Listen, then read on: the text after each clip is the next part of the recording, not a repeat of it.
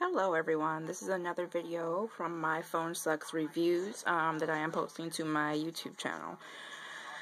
Basically just wanted to give you guys a little history before I did an in-depth review of the Motorola Triumph, and it is not so much of a phone review but a Virgin Mobile review as of how their services, what to expect from it, whether or not you should even waste your time with their prepaid plans, if saving a few dollars is worth all the hassle that you go through.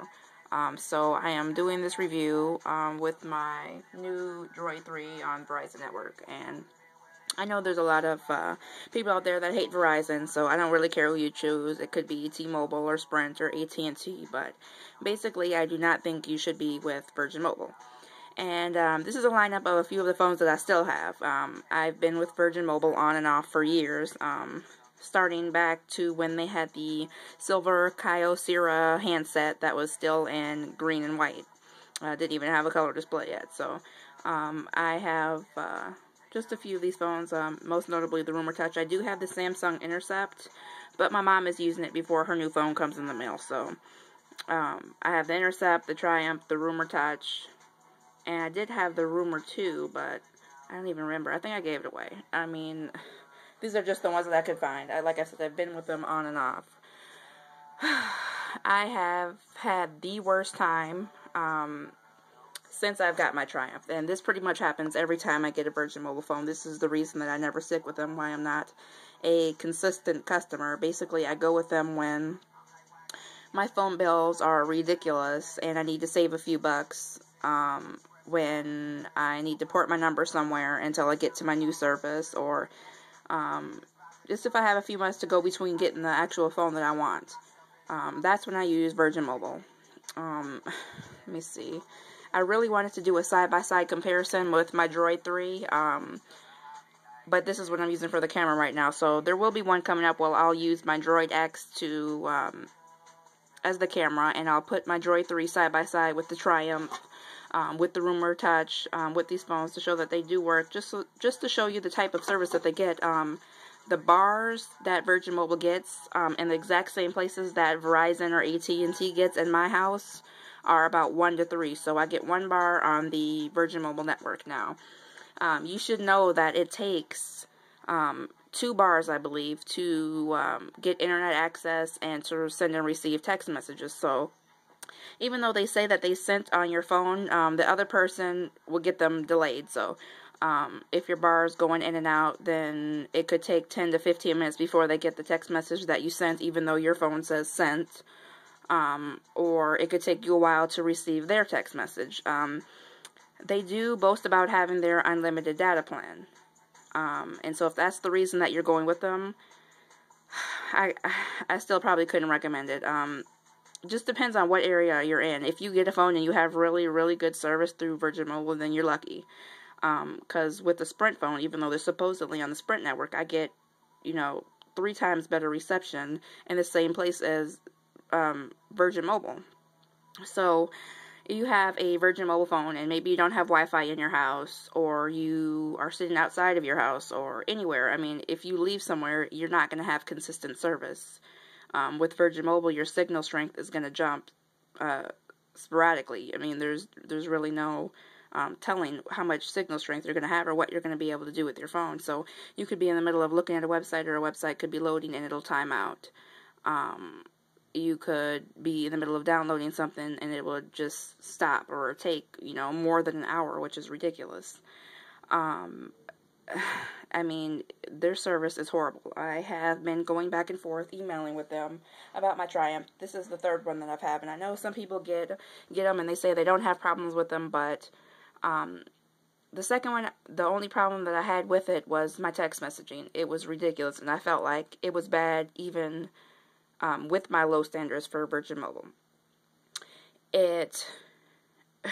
I basically couldn't receive text messages from several carriers, and they had to escalate. I filed a complaint with the Better Business Bureau, and officially someone from Sprint got involved and tried to figure out what they could do for me, and then they still told me it would take another 2 to 3 weeks to be able to send or receive text messages, which is ridiculous. People are getting these phones because of the unlimited text messaging and the unlimited data plans. and without being able to use those, or even, paying $40 or $50 to use them on an inconsistent basis is not, I wouldn't say it's worth it. If you have even 2 friends with you that would go in on a Verizon or a Sprint contract, you'd be paying $65 to $70 a month just for your line. And with that, you would get an updated phone that actually works. And if you stay for a year or 2, you would qualify for an upgrade or an early upgrade. And there's no chance at all of qualifying for that with Virgin Mobile. You can see I've had all these phones, and not one of them did I get credit for or have been able to update. So even if you are a consistent customer for Virgin Mobile, that's not an option, and that is what happens with prepaid, so that's fine. But with their service, if you are getting it because it's $50 a month or however much it is, $55 for unlimited calling, I would say don't waste your time. The call quality is horrible. I found myself saying, huh, or what, or excuse me, way too many times. You cannot hear it. If it's on speakerphone, it's absolutely on the highest it goes. If it's in your ear and the room is quiet, you still have to strain to hear. The call quality is bad. It sounds like the other person is on speakerphone no matter what. And if you want to use someone else's AT&T or Verizon or Sprint phone just to make a call to someone that you always talk to and hear the difference in the call quality, then you will not want to go with Virgin Mobile USA. Another one of their policies is you get, I believe it's 15 minutes or 15 messages to decide if you like their service. So that counts sent and received, and that counts ingoing and outgoing phone calls. So if you talk to someone for 15 minutes or multiple people just to see what the call quality is like, and hey, it hits 16, there's absolutely no refund. They don't care. They will not give you any of your money back. If you send 7 text messages to random people to see if they get it, or maybe one of your friends is sending you a whole bunch of forwards and they all come through, and you hit 16 text messages in your account or multimedia messages or whatever it is when you're setting up your phone, that pretty much eliminates any chance you have of getting any money back from the Virgin Mobile network. You get 15 text messages, 15 multimedia messages, or 15 minutes of call time to decide whether or not you like your network. Anytime outside of that, if you want to bring back your phone to the store, that's fine. You can do that and get a refund, but you cannot get a refund for the money that you've topped up. So you're pretty much stuck with either staying the entire month with that crappy service or just losing the money that you paid them. So right now I'm working to get my money back from the Motorola Triumph. I had it 2 months and was not once able to send the text messages to anyone outside of the Virgin Mobile network. Now this doesn't always happen, but just something to consider if you're coming in from another network. If you have a Boost or an AT&T or pretty much a T-Mobile, anyone else, and you want to port your number over, meaning you want to bring the phone number that you already have over to Virgin Mobile to use on one of their phones, this is potentially something that could happen to you. They don't do well with porting. They're going to say the port went through successful, and it could take up to 72 hours, and your phone will be working. Well, hey, 72 hours passes and your phone doesn't work, so you call back. You talk to someone in China or, the Middle East, I don't care, anywhere other than the U.S., somewhere who does not have English as their first language. That's who you have to go to, and you have to explain the situation to them over and over and over again from the very beginning and hope that they get it. So that they can tell you that it'll take another 72 hours for them to escalate it, or another 72 hours for this, or another 72 hours for that. I went the route of emailing them. I went through the Virgin Mobile USA website, and I emailed them in their technical support. And they took a few days to email me back, and guess what? In the email I said, hey, I'm not able to get text messages, I'm going to need some help, someone needs to look into this. And they sent me a message back that said, hey, what's the problem? Tell us specifically what's going on, and we'll, respond within another 72 hours. Well, hey, I just waited 72 hours for you to ask a question that I already answered. That's the type of customer service that you deal with Virgin Mobile. And yeah, it is a prepaid carrier, but they have a reputation for being number 1 or in the top 5 at least. And this is the type of service that you get with them. So when considering Virgin Mobile, I would strongly, strongly recommend that you really look at your other options. I know it's cheap, and I know that they say they have better phones now. I know it's pretty much moving along. I would go with Boost over Virgin Mobile. I would go with Nextel or the company that Walmart uses. Pretty much, I'm saying do not choose Virgin Mobile. And if you do, and if you like it, if they have great service in your area, then you should do some reviews, compare it, travel a little bit outside of your comfort zone and try to use your phone and see what kind of service you get. It's not exemplary. I would not choose it. So yeah, I have all these phones. I can do videos on the Samsung Intercept, the Motorola Triumph, the Rumor. I don't even remember what these two are called, but I have them. These are the Virgin Mobile phones that I have.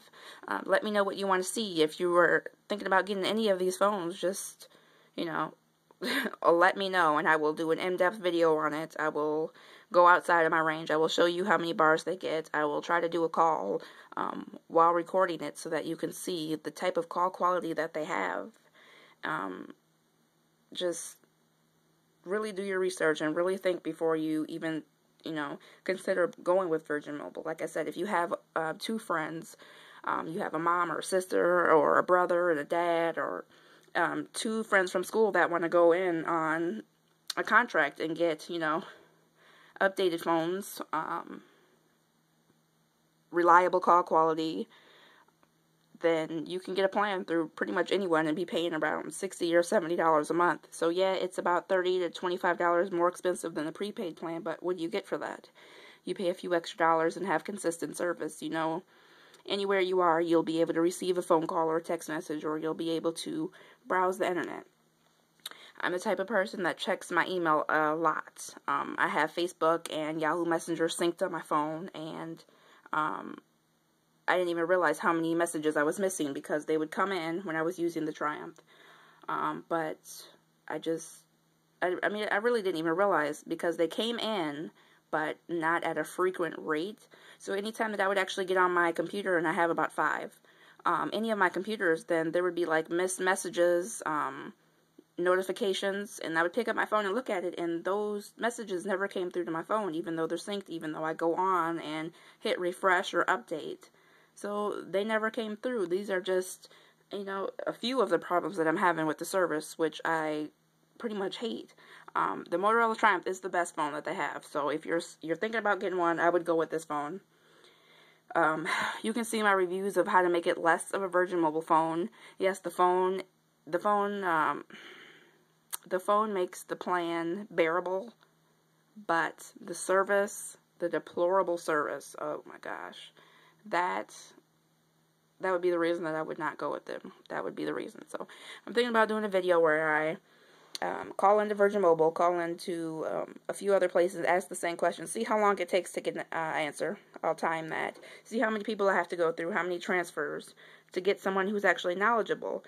With Virgin Mobile, they don't pretty much hire technicians. You have to have it escalated about 4 times in my experience to get someone who would actually be able to tell you anything about the phone. What they're going to do is think every problem can be solved with reactivating the phone, and then they'll tell you it takes another 72 hours for things to be working, which they don't, because that didn't solve anything. It just bought them some time. Or they'll tell you to do a hard reset. They'll take the battery out and make you hold down the button while they tell you they're reprogramming it on their end, and maybe they'll send you a text message from their service or something like that so that they're satisfied with what they did. But it doesn't really solve your problem, so like I said, the service, horrible. These are the phones I have. Let me know what you want to see. If you're thinking about getting them, if you have questions about their service, if you had other experiences, let me know. I will put my phones in the same test or the same situation and see what kind of results I'm getting. This might not be for everybody. Yes, there are a lot of people that hate it. There are a lot of people that are unaware of how service should work. So like I said, compare it to other service providers and let me know what your results are. I'm okay taping this. I think I'm going to go into like a Radio Shack and a Best Buy and just talk to some of their employees and see the kind of experiences they had.